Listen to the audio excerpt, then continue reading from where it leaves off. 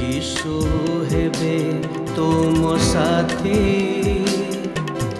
दूर हेब भय भ्रांति से तो जगतर ज्योति अंधकार हेब इति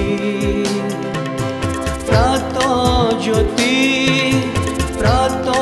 ज्योति जीवन जला प्रात ज्योतिर समस्त दर्शक भाई बहनी मानक मोर आंतरिक शुभेच्छा एवं अभिनंदन जनाए। ईश्वरंकर धन्यवाद हो जे ए कार्यक्रम द्वारा माने ईश्वर वाक्यर किसी गुरुत्वपूर्ण विषय व्यावहारिक विषय आपणकर निमंते प्रसार करने आमने प्रयास जारी रखीचु। आपण मानक आमने अशेष अशेष धन्यवाद जनाऊँ जे नियमित भाव में आमकर ए कार्यक्रम देखुंट। ईश्वर आपण को आशीर्वाद करंतु। आउ ये कार्यक्रम जदि आपन को भल लागु थाए तबे अन्य मानक मध्य यार लिंक को शेयर करंतु जेपरि सेमाने मध्य ईश्वरंकर आशीर्वादर अंश हेबार सुजोग पाइबे। तेबे आज आमने जो प्रसंग रे आलोचना करिबा आ तार शीर्षक होची सुसमाचारर शक्ति, the power of the gospel. सुसमाचार शक्ति। अनेके प्रश्न पचारि थांती जे तुमे ख्रीष्ट विश्वासी माने कहीं प्रचार करुअछ, प्रचार करने द्वारा तुमको कौन लाभ मिलुअछि। भाई बहनी माने आज आपणकर दुईट प्रश्न उत्तर मु निश्चय देवी। ख्रीष्ट मंडली कहीं सुसमाचार प्रचार करे? प्रचार करने आम मानकर शौक नुहे। सुसमाचार प्रचार करने निमंते के आम को अर्थदान करती नहीं। सुसमाचार प्रचार करने द्वारा आम को किसी जागतिक लाभ मिले नहीं। आमे कहार एजेंट नहु। तेबे आमे कहीं प्रचार करुअछु?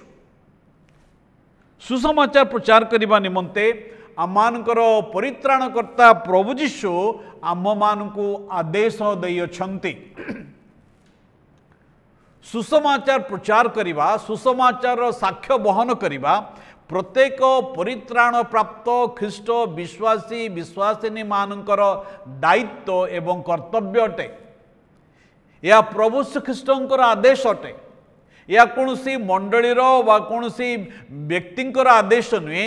या प्रभु यीशु ख्रीष्टंकर आदेश अटे। प्रभु ख्रीष्टंकर पुनरुत्थान पर से अपना शिष्य मान को ये आदेश देइथिले तुम्हें जाओ समग्र जगत को जाई यही सुसमाचार प्रचार कर, जे के विश्वास करे से परित्राण प्राप्त हम।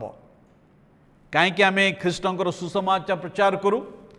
रोमियो तार 1 अध्याय 16 पदरे एक कथा लिखा जाए, कारण मु सुसमाचार संबंध में लज्जाबोध करे नहीं, जनता प्रत्येक विश्वासी पक्षरे परित्राण निमंते ईश्वरंकर शक्ति अटे। भाई बहनी माने परित्राण निमंते यह ईश्वरंकर शक्ति अटे। ख्रीष्टंकर सुसमाचार कौन सी मनुष्यर मनगढ़ा कल्पित कहानी नुहे।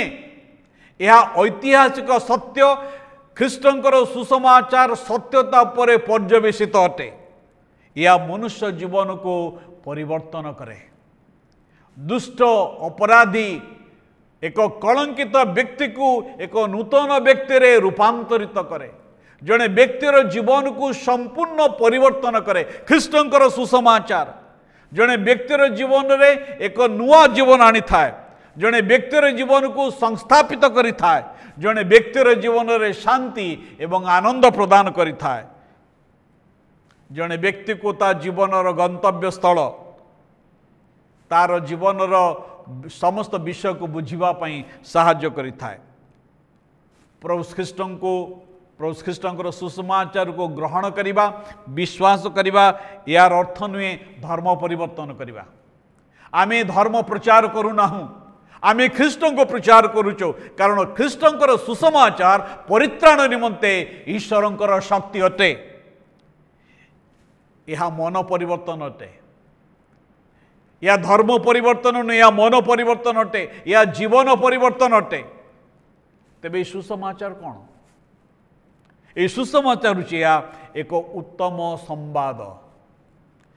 पापी मनुष्य निमंते एक उत्तम संवाद।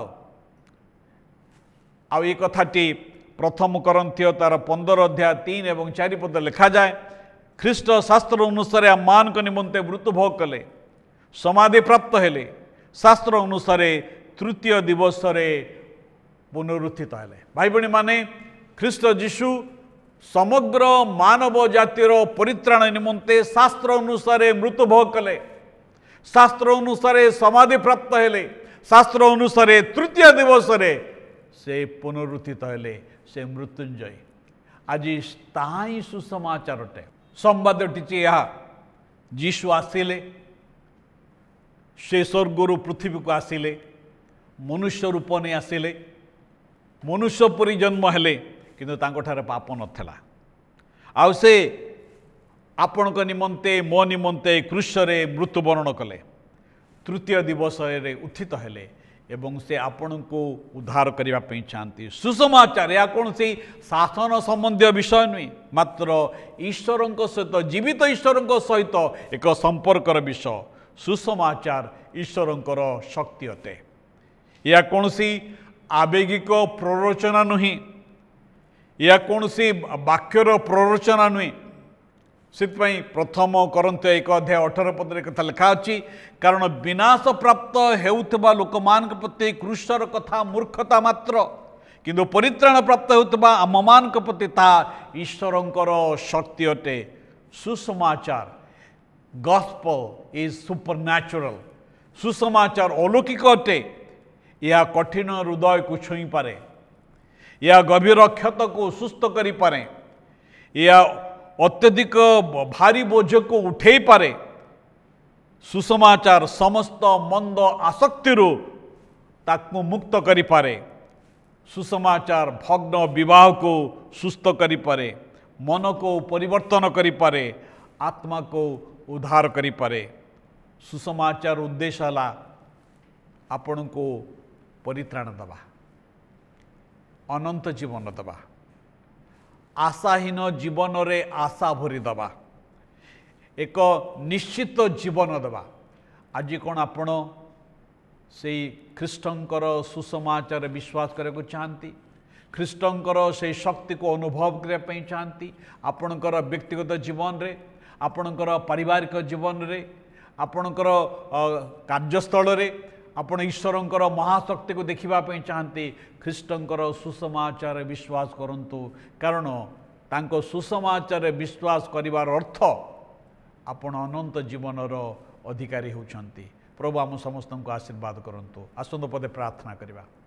प्रभु तुमर सुसमाचार निमंते तुमको धन्यवाद दूचु कारण ताहा परित्राण निमंते ईश्वरंकर शक्ति अटे।